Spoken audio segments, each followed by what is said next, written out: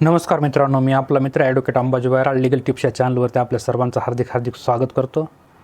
आज आपण या व्हिडिओमध्ये कोर्टाच्या दर तारखेला हजर राहणे आवश्यक आहे का याविषयी सविस्तरपणे जाणून घेणार आहोत।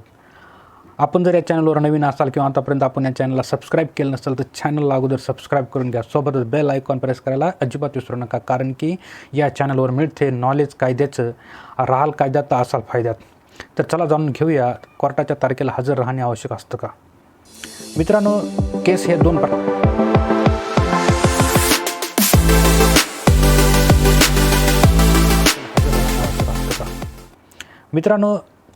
प्रकारचे असतात। एक दिवाणी स्वरूपाची केस असते आणि एक फौजदारी स्वरूपाची। समजा तुम्ही सुरुवातीला बघूया आपण की फौजदारी केस दाखल केलेली, अर्थात आपण FIR दाखल केलेला आहे पोलीस स्टेशनला, आणि पोलीस स्टेशनला FIR दाखल केल्यानंतर आपल्याला FIRची कॉपी भेटते, आणि कॉपी भेटल्यानंतर जो तपास अधिकारी असतो तो आपल्याला पोलीस स्टेशनला आपली स्टेटमेंट रेकॉर्ड करण्यासाठी बोलवत असतो।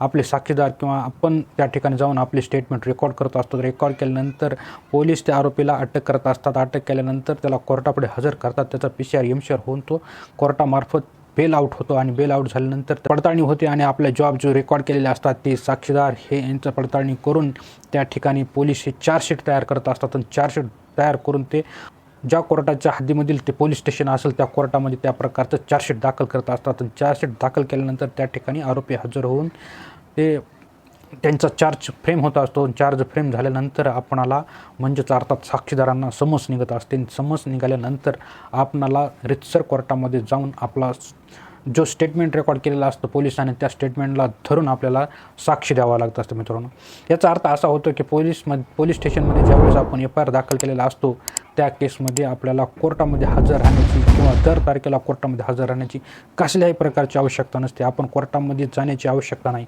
कोर्टामध्ये आपल्याला त्यावेळेस जावं लागेल ज्यावेळेस आपल्याला कोर्टाने साक्षी समन्स बजावले आहे आणि पोलिसांनी येऊन ते आपल्याला दिलेलं असतं, सर्व्हिस दिलेली असते पोलिसांनी। ते सर्व झाल्यानंतर आपल्याला ते समन्स घ्यायचं असतं, त्या तारखेला कोर्टामध्ये जायचं, सरकारी वकिलाला भेटायचं असतं, आपला जॉब त्या कोर्टामध्ये नोंद करायचा असतो।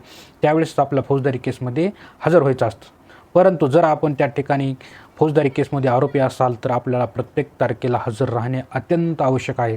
जर आपण आरोपी आहेत आणि आपल्याला कोर्टामध्ये जाणं शक्य नाही आहे, किंवा आपण बाहेरगावी आहे, किंवा आपण एखाद्या व्यक्तीच्या किंवा आपल्या नातेवाईकाचा तिथं काही एक्सपायर झालेले आहेत किंवा अंतिम संस्काराला गेलेले आहेत, तर त्यावेळेस आपल्याला जाता येत नाही, किंवा आपण आजारी आहात, किंवा आपल्याला नातेवाईकाचं किंवा मित्राचं लग्न आहे, अशा वेळेस आपण कोर्टामध्ये हजर राहू शकत नसाल तर आपण जो एंगेज केलेला ॲडव्होकेट असतो, वकील असतो, त्या वकिलाला फोन करून सांगायचं असतं की बाबा मी या तारखेला सर येणार नाही, माझी हाजरी माफीचा अर्ज तुम्ही कोर्टापुढे द्या, आणि त्या दिवशी तुमची हाजरी माफ करून घेण्याचं काम हे वकिलाचं असतं। आणि त्याचा अर्ज जर वकिलाने कोर्टापुढे प्रोड्यूस केला किंवा तिथं पुटअप करायला लावला तर त्या ठिकाणी निश्चितच आपली हाजरी माफी होत असते।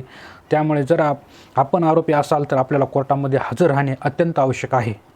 आता आपण 2 नंबरच्या केसचं स्वरूप बघूया, अर्थात दिवाणी केसमध्ये जर आपण त्या ठिकाणी दावा दाखल केलेला असेल तर आपल्याला वकील लावा लागतो, आणि वकील त्या ठिकाणी त्याचं कार्य करत असतो। तो आपली केस व्यवस्थितपणे हाताळत असतो, तो केसची प्रोसिडिंग करत असतो, आणि तो केसला आपल्या न्याय देण्याचा प्रयत्न करत असतो। त्यामुळे आपणाला कोर्टामध्ये जर वकिलानं बोलवलं, जर कोर्टानं वकिलामार्फत सांगितलं की आपल्या पक्षकाराला हजर करा किंवा हजर राहण्यास सांगा, तर त्यावेळेस आपण कोर्टामध्ये जाऊन हजर राहू शकतो।